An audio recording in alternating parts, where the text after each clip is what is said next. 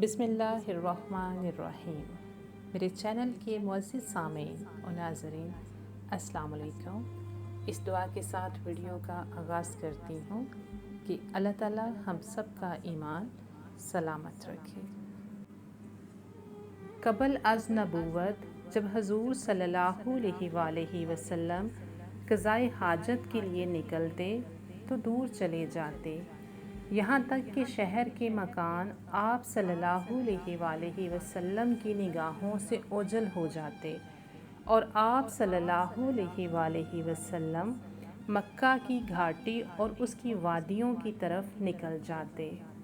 آپ صلی اللہ علیہ وآلہ وسلم کسی پہاڑ اور درخت کے پاس سے گزرتے تو وہ کہتا، السلام علیکم یا رسول اللہ۔